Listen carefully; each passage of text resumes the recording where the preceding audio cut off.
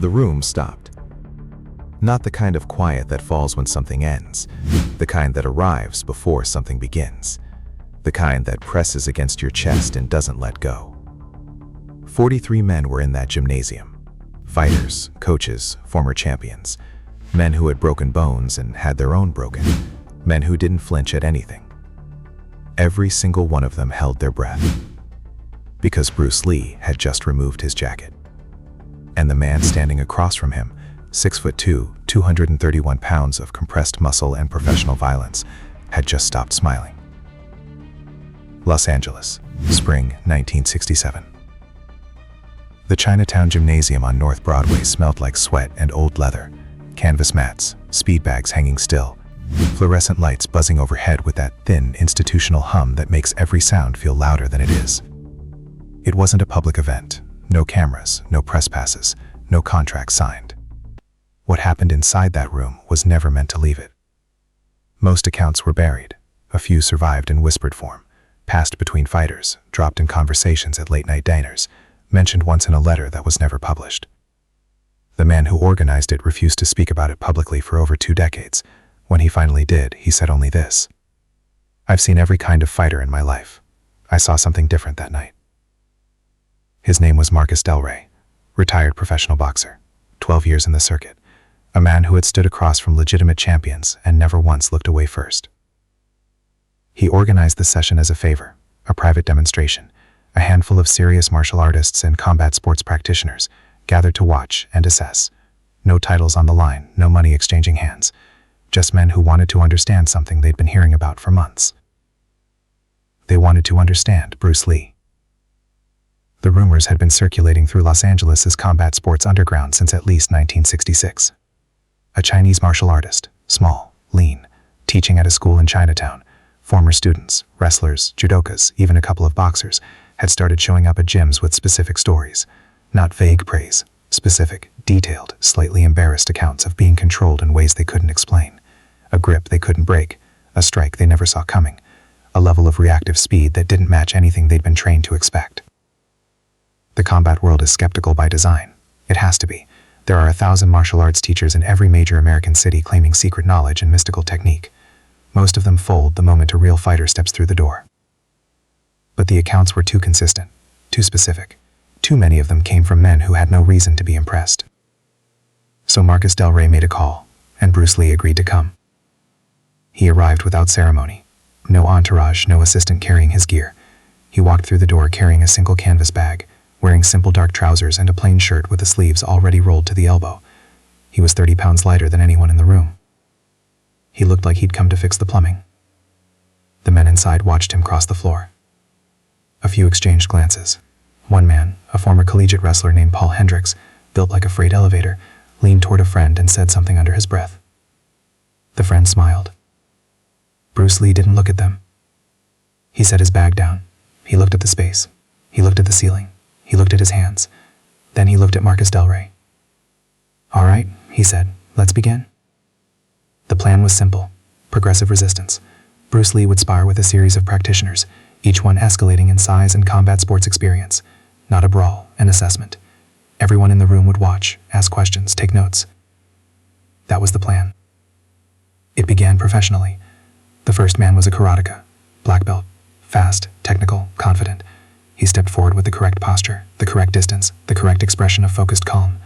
The exchange lasted 40 seconds. It was hard to explain afterward, even for people who were watching closely. The karateka would later describe it as feeling like he was being read. Every movement he initiated seemed to arrive somewhere that Bruce Lee had already vacated, and every response that came back arrived somewhere he hadn't thought to protect. No dramatic finish, no knockdown, just control.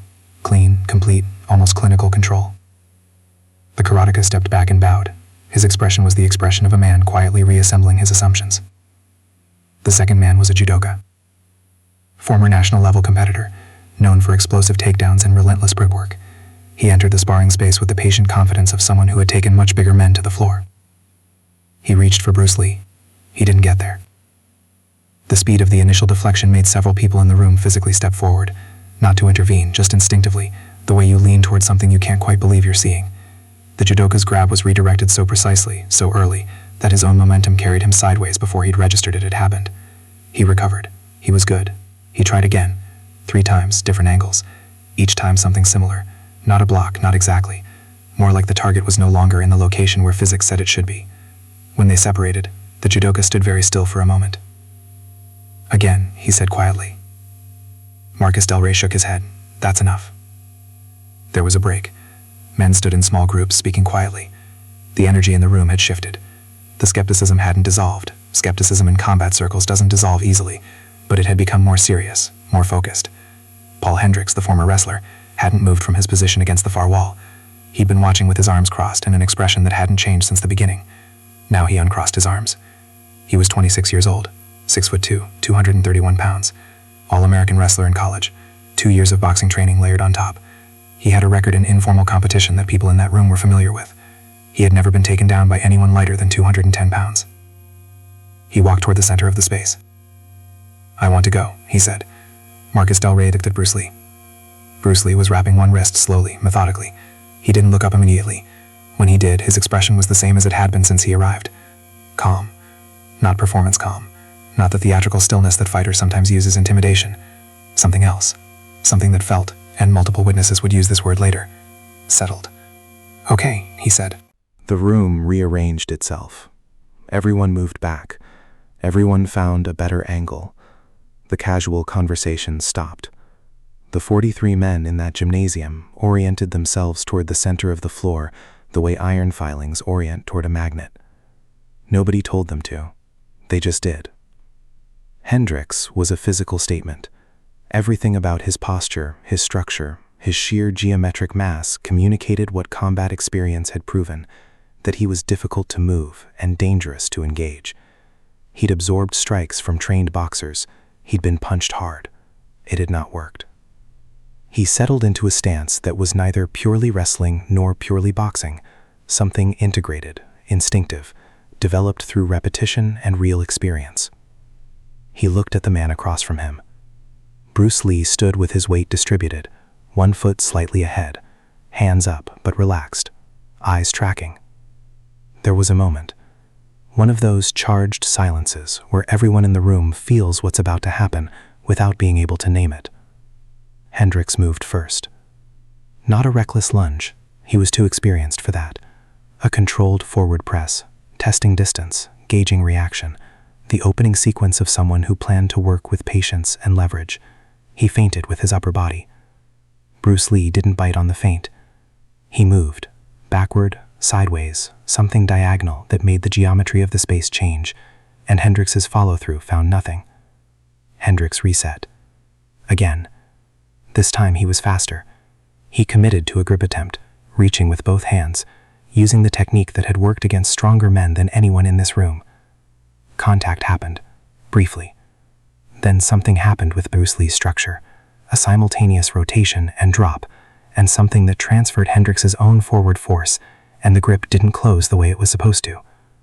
Hendricks found himself slightly off balance, not dramatically, not a fall, just a degree of misalignment that shouldn't have been possible given the strength he'd applied. He stopped. He backed up 2 steps. He looked at his own hands. Then he looked at Bruce Lee. "Do that again," Hendricks said. His voice wasn't aggressive. It was the voice of a man who has encountered something he wants to understand. "No," Bruce Lee said simply. "You know what happened." The room was completely silent. Marcus Del Rey, standing to the side, would later describe this as the moment the session changed. Up until that point, it was still, in some sense, a demonstration. After that moment, it became something else. A confrontation. Not violent. Deeper than that. Hendricks came again. This time he abandoned the measured approach. He came with genuine force, the kind he'd used against serious opponents, the kind that moved men who didn't want to be moved. He pressed forward with the full intention of establishing contact and control. What happened next lasted approximately 3 seconds. Everyone in the room saw it differently afterward. That's always what happens when something moves faster than the eye is trained to follow. Memory fills in the gaps with its own interpretation. What they agreed on. Hendricks's forward momentum was used rather than resisted. There was a deflection, precise, almost geometric. There was a strike, one, so fast that several people weren't certain when exactly it had occurred, only that between one position and another, it had happened. Hendricks stopped moving forward. He stood very still. His expression was not pain. It was something more unsettling than pain. It was the expression of a man who has just learned that a category he believed in does not exist. 3 seconds of silence. Then Hendricks exhaled. He stepped back. He looked at the floor. He put his hands on his hips. When he looked up, his eyes were clear. Not angry, not embarrassed, something beyond both of those things. "Okay," he said. Just that word, "okay." He walked to the wall and stood there, and he didn't say anything else for a long time. The session continued for another 40 minutes. Bruce Lee talked. He explained principles. He demonstrated mechanics. He answered questions from men who'd been fighting their whole adult lives and had never had to ask this particular kind of question. He was patient, precise. Occasionally he smiled, not with superiority, with something that felt more like shared enthusiasm, like he was excited to be talking about something that mattered. At one point someone asked him directly, "How do you train for speed like that?" He thought about it for a moment. "You stop training speed," he said. Everyone waited. "Speed is a symptom," he continued. "Train the principles underneath it. The absence of wasted motion, the elimination of what doesn't belong. Speed is what's left when everything unnecessary is gone." The room absorbed that. Marcus Del Rey ended the session as the light outside shifted from afternoon to early evening. Men gathered their gear. There were handshakes, nods, a few short conversations in quiet voices. Paul Hendricks found Bruce Lee near the door. He didn't say much. He offered his hand. Bruce Lee shook it. "Will you teach?" Hendricks asked. "I'm teaching now," Bruce Lee said. Hendricks nodded. He seemed to understand what that meant, even if he couldn't have articulated it. He left. In the weeks after, accounts filtered through Los Angeles combat sports community in fragmented form. Deliberately fragmented. Some of the men who were there actively discouraged the story from spreading in ways they felt distorted what had actually happened. They weren't protecting Bruce Lee's legend. They were protecting something more specific. They were protecting the accuracy of what they'd seen. Because the legend that was beginning to form around Bruce Lee, the movie star, the martial arts icon, the figure who would in a few years become globally famous, was starting to replace something more important. The reality, the truth of what existed in that gymnasium. Not a myth, not a superhero. A man who had refused to accept limitation, who had rebuilt himself from the foundation, who had worked with a ferocity and intelligence that his closest students described as almost frightening, until the principles he believed in were no longer ideas, until they were physical fact. That's what Hendricks had encountered against the wall. Not magic, not mythology. The end result of a man who never stopped. The story didn't end when the gymnasium emptied. It never does with Bruce Lee. The door closed, the lights went off, the canvas mat sat emptied in the dark. But something had been set in motion inside those 43 men that no amount of silence could reverse. You can walk out of a room. You cannot walk out of a moment that has restructured your understanding of what's possible. That's what Bruce Lee left behind him. Not a defeated opponent, not a trophy, not a story to tell at parties. He left behind a question, planted quietly, precisely, the same way he placed everything, inside the minds of men who thought they'd already answered every important question their bodies had to ask. What else don't I know? Marcus Del Rey sat alone in that gymnasium for nearly an hour after everyone left. He'd seen a lot of things in 12 years of professional boxing. He'd been in rooms with champions. He'd watched men get hurt. He'd watched men rise beyond what anyone believed they could become. He was trying to locate what he'd seen that afternoon inside a category he already possessed.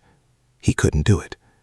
Finally, he stood up, turned off the last light, locked the door, and drove home. Over the following weeks, he made calls, quietly, to men he respected, fighters, coaches, people whose judgment he trusted. He didn't frame it as a recommendation. He didn't tell them what to think. He just said, "There's someone you should watch." He was careful about that. Watch, not challenge, not test, not measure against your own assumptions.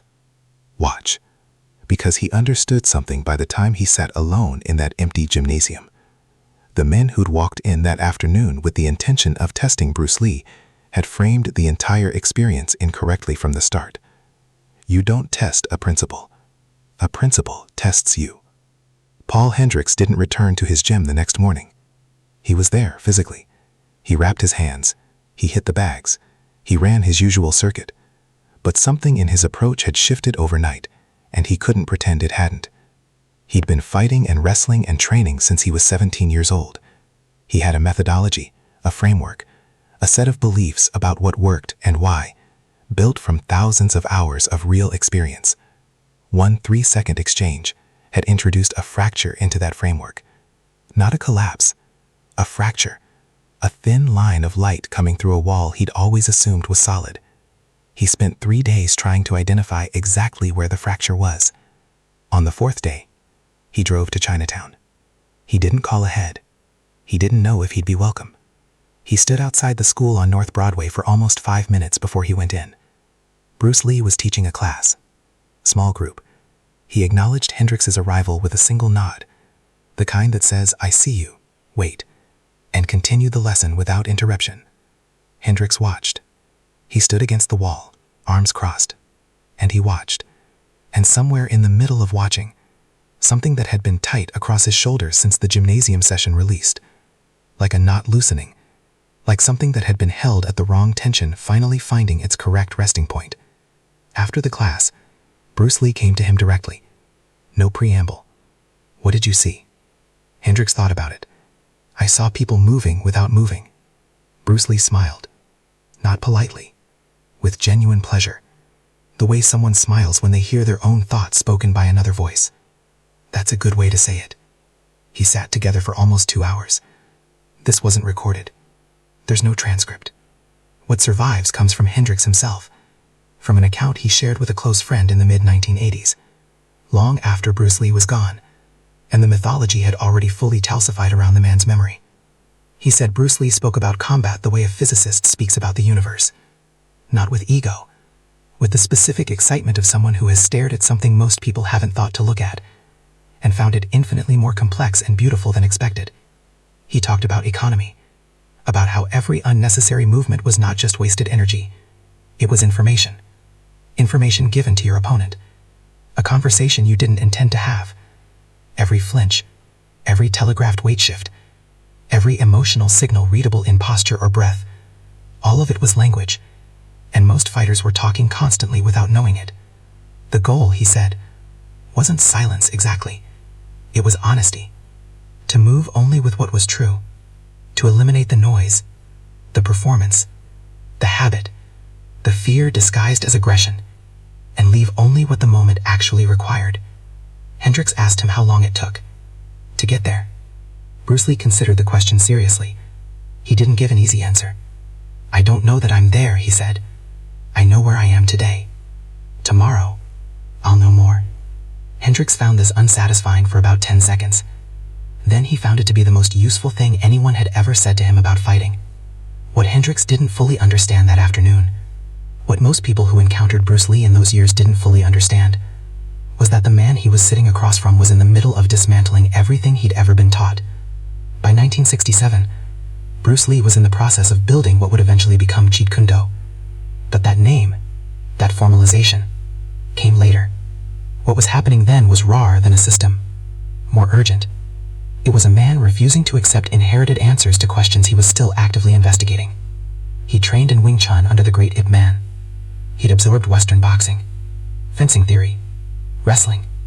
He'd studied philosophy with the same intensity he brought to physical training.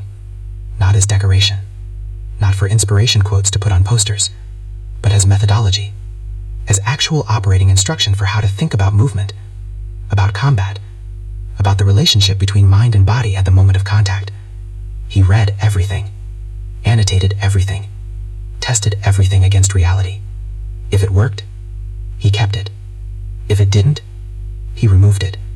Not because a tradition said to remove it, not because a teacher said it didn't belong, because he tested it himself, with real partners, under real pressure, and it either held or it didn't. This sounds simple. It is the most difficult thing a martial artist can do, because systems want to survive. Traditions want to be preserved. Teachers, even great ones, want their methods validated by their students. The gravity of received wisdom is enormous. It takes a specific kind of intellectual courage to look at something you've been taught to revere and say, "I need to find out for myself." Bruce Lee had that courage from the beginning. By 1967, he had sharpened it into something close to an instrument. The men who came out of that gymnasium session, and the men Marcus Del Rey subsequently directed to a Chinatown, and the students who trained with Bruce Lee in those years, They were witnesses to something that only became fully visible in retrospect. They were watching a man build a philosophy in real time. Not write it down, not theorize it, build it. With his body, with other people's bodies, with 10,000 repetitions, and brutal, honest assessment of what each repetition revealed. James Coburn, the actor and longtime student, said once that training with Bruce Lee felt like being enrolled in a course you didn't know you needed. That the curriculum wasn't what you expected.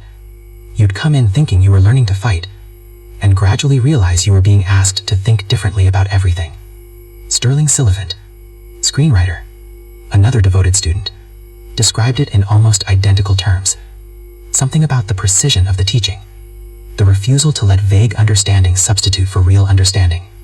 Bruce Lee would stop a session in the middle, not in frustration, in the same way a surgeon might pause to point at something specific, and say, "What did you just do?" Not as accusation, as a genuine question. What was the actual thing that happened in your body before that movement? Most people had never been asked that question. Most people had been taught to imitate, to repeat, to drill. The question of what was actually generating the movement, at the level below habit, that question had never been put to them directly.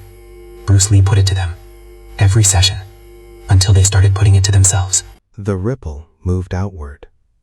By 1970, the combat sports underground in Los Angeles and San Francisco held a general understanding, not always articulated but present, that something genuinely different was being built on North Broadway.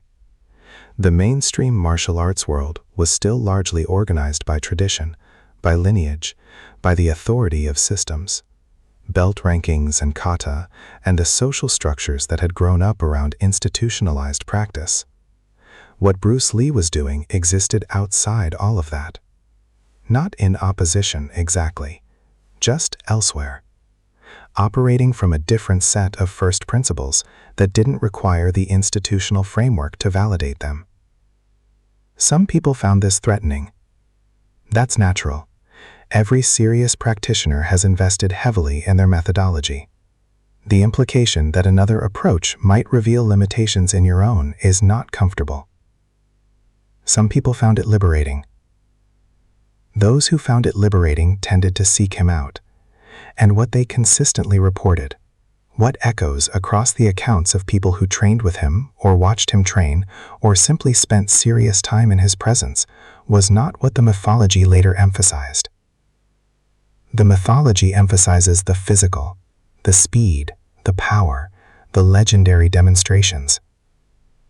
What the people who were actually there consistently emphasized was the clarity, the quality of his thinking, the refusal to accept muddy understanding, the way he could take a concept that everyone in the room believed they understood and expose, gently, precisely, without condescension, that they understood the word but not the thing. "You know the name of it," he would say. "Now let's find out what it actually is." There is a version of Bruce Lee that the world knows, the movie star, the icon, the man frozen in the act of throwing a kick on 1,000 posters in 1,000 dorm rooms, the mythology that calcified around him after his death in 1973, sudden, shocking, at 32 years old, with everything still in front of him. That version is real. It contains truth. But it contains it the way a photograph contains a person. It captures something essential, while inevitably flattening the dimensions that couldn't fit inside the frame. The man in the gymnasium on a spring evening in 1967 was not a poster. He was not frozen. He was in motion, not physically, but intellectually, philosophically, methodologically. He was moving towards something he hadn't reached yet, with a focus that the men around him found alternately inspiring and quietly humbling. He was 36 pounds lighter than Paul Hendricks. He was several inches shorter than most of the serious fighters who came through those sessions. None of that was relevant. He had understood early and proven to himself through honest testing that size was one variable among many, and that it was among the less important ones. that the most decisive factors in a real confrontation had almost nothing to do with mass and almost everything to do with economy of motion, clarity of perception, and the elimination of the gap between what you intend and what your body actually does.